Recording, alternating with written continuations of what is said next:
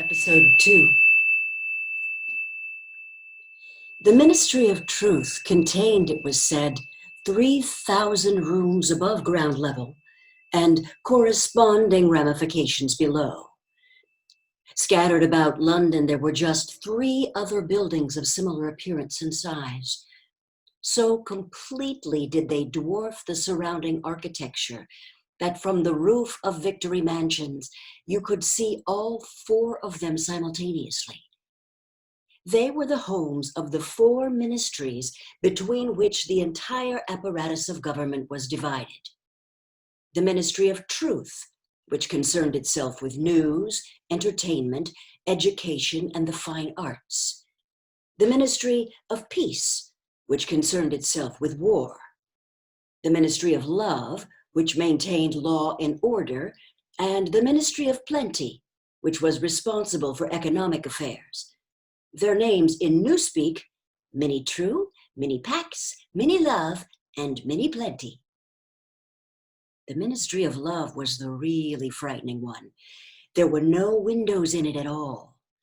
Winston had never been inside the Ministry of Love, nor within a half a kilometer of it.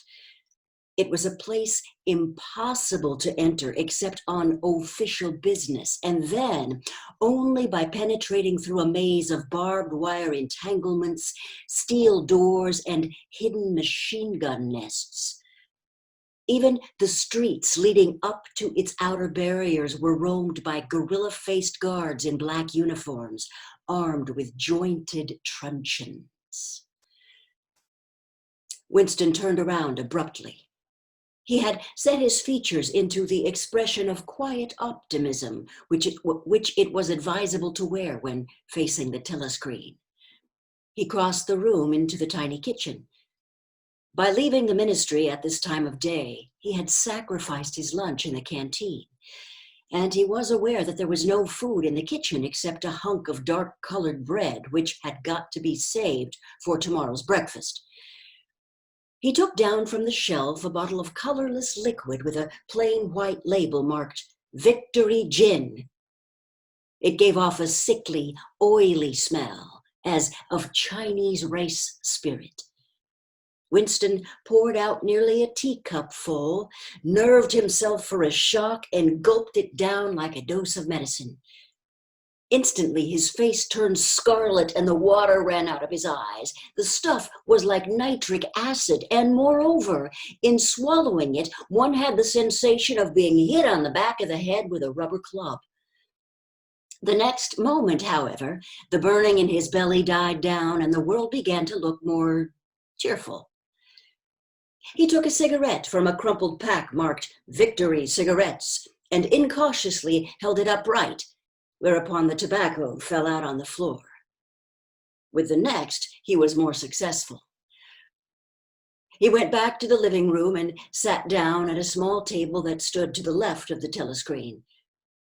From the table drawer, he took out a pen holder, a bottle of ink, and a thick, quarto-sized blank book with a red back and a marbled cover. For some reason, the telescreen in the living room was in an unusual position. Instead of being placed, as was normal, in the end wall, where it could command the whole room, it was in the longer wall, opposite the window. To one side of it, there was a shallow alcove in which Winston was now sitting, and which, when the flats were built, had probably been intended to hold bookshelves. By sitting in the alcove and keeping well back, Winston was able to remain outside the range of the telescreen, so far as sight went. He could be heard, of course, but so long as he stayed in his present position, he could not be seen. It was partly the unusual geography of the room that had suggested to him the thing he was now about to do. But it had also been suggested by the book that he had just taken out of the drawer. It was a peculiarly beautiful book. Its smooth, creamy paper, a little yellowed by age, was of a kind that had not been manufactured for at least 40 years past. He could guess, however, that the book was much older than that. He had seen it lying in the window of a frowsy little junk shop in a slummy quarter of the town. Just what quarter he did not now remember. And he had been stricken immediately by an overwhelming desire to possess it. Party members were not supposed to go into ordinary shops. Dealing on the free market, it was called. But the rule was not strictly kept, because there were various things, such as shoelaces and razor blades, which it was impossible to get hold of in any other way. He had given a quick glance up and down the street and then had slipped inside and bought the book for $2.50. At the time, he was not conscious of wanting it for any particular purpose. He had carried it guiltily home in his briefcase. Even with nothing written in it, it was a compromising possession. The thing he was about to do was to open a diary. This was not illegal. Of course, nothing was illegal since there were no longer any laws. But if detected, it was reasonably certain that it would be punishable by death, or at least by 25 years in a forced labor camp. Winston fitted a nib into the pen holder and sucked it to get the grease off. The pen was an archaic instrument, seldom used even for signatures, and he had procured one furtively and with some difficulty, simply because of a feeling that the beautiful creamy paper deserved to be written on with a real nib instead of being scratched with an ink pencil. Actually, he was not used to writing by hand. Apart from very short notes, it was usual to dictate everything into the speakwrite, which was of course impossible for his present purpose. He dipped the pen into the ink and then faltered for just a second. A tremor had gone through his bowels. To mark the paper was the decisive act. In small, clumsy letters, he wrote, April 4th, 1984. He sat back. A sense of complete helplessness had descended upon him. To begin with, he did not know with any certainty that this was 1984. It must be around about that date, since he was fairly sure that his age was 39, and he believed that he had been born in 1944 or 45, but it was never possible nowadays to pin down any date within a year or two. For whom, it suddenly occurred to him to wonder, was he writing this diary? For the future, for the unborn. His mind hovered for a moment around the doubtful date on the page and then fetched up with a bump against the newspeak word, Doublethink. For the first time, the magnitude of what he had undertaken came home to him. How could you communicate with the future? It was of its nature impossible. Either the future would resemble the present, in which case it would not listen to him, or it would be different from it, and his predicament would be meaningless. For some time he sat, gazing stupidly at the paper. The telescreen had changed over to strident military music. It was curious that he seemed not merely to have lost the power of expressing himself, but even to have forgotten what it was that he had originally intended to say.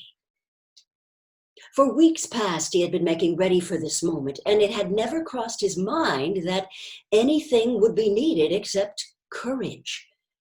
The actual writing would be easy. All he had to do was transfer to paper the interminable, restless monologue that had been running inside his head, literally for years. At this moment, however, even the monologue had dried up. Moreover, his varicose ulcer had begun itching unbearably. He dared not scratch it because if he did so, it always became inflamed. The seconds were ticking by. He was conscious of nothing except the blankness of the page in front of him, the itching of the skin above his ankle, the blaring of the music, and the slight booziness caused by the gin. Suddenly he began writing in sheer panic, only imperfectly aware of what he was setting down.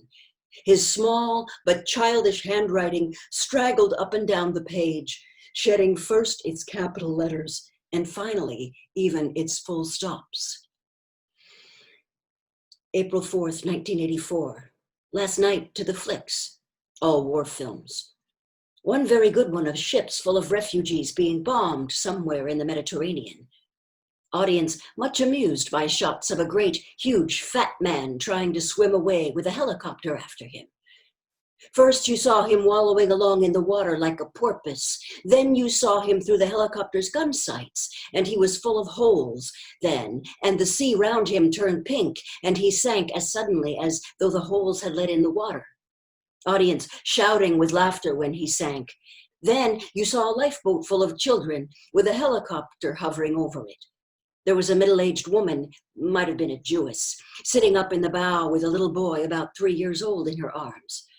Little boy screaming with fright and hiding his head between her breasts as if he was trying to burrow right into her, and the woman putting her arms round him and comforting him, although she was blue with fright herself, all the time covering him up as much as possible as if she thought her arms could keep the bullets off him. Then the whole helicopter planted a 20-kilo bomb in among them. Terrific flash, and the boat went all to matchwood. Then there was a wonderful shot of a child's arm going up, up, up, right into the air. A helicopter with a camera in its nose must have followed it up, and there was a lot of applause from the party seats.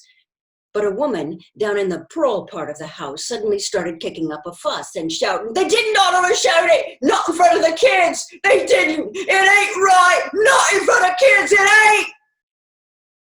Until the police turned her out. I don't suppose anything happened to her. Nobody cares what the proles say. Typical prole reaction. They never.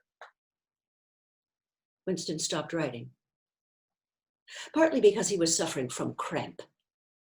He did not know what had made him pour out this stream of rubbish, but the curious thing was that while he was doing so, a totally different memory had clarified itself in his mind, to the point where he felt equal to writing it down. It was, he now realized, because of this other incident that he had suddenly decided to come home and begin the diary today. It had happened that morning at the ministry, if anything so nebulous could be said to happen. It was nearly 1100, and in the records department where Winston worked, they were dragging the chairs out of the cubicles and grouping them in the center of the hall opposite the big telescreen in preparation for the 2 minutes hate. Winston was just taking his place in one of the middle rows when two people whom he knew by sight but had never spoken to came unexpectedly into the room. One of them was a girl whom he often passed in the corridors. He did not know her name, but he knew that she worked in the fiction department. Presumably, since he had sometimes seen her with oily hands and carrying a spanner, she had some mechanical job on one of the novel-writing machines. She was a bold-looking girl of about 27, with thick hair, a freckled face, and swift athletic movements. A narrow scarlet sash, emblem of the Junior Anti-Sex League, was wound several times round the waist of her overalls, just tightly enough to bring out the shapeliness of her hips. Winston had disliked her from the very first moment of seeing her. He knew the reason. It was because of the atmosphere of hockey fields and cold baths and community hikes and general clean-mindedness which she managed to carry about with her.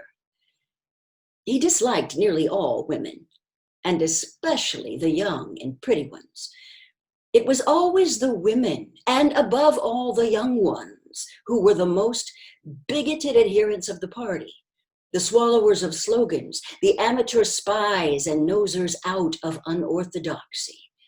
But this particular girl gave him the impression of being more dangerous than most. Once, when they passed in the corridor, she gave him a quick sidelong glance which seemed to pierce right into him and for a moment had filled him with black terror. The idea had even crossed his mind that she might be an agent of the thought police. Now that, it was true, was very unlikely. Still, he continued to feel a peculiar uneasiness, which had fear mixed up in it as well as hostility whenever she was anywhere near him. The other person was a man named O'Brien, a member of the inner party and holder of some post so important and remote that Winston had only a dim idea of its nature. A momentary hush passed over the group of people round the chairs as they saw the black overalls of an inner party member approaching. O'Brien was a large, burly man with a thick neck and a coarse, humorous, brutal face. In spite of his formidable appearance, he had a certain charm of manner. He had a trick of resettling his spectacles on his nose, which was curiously disarming.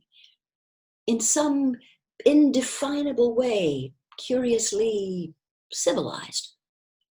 It was a gesture which, if anyone had still thought in such terms, might have recalled an 18th century nobleman offering his snuff box.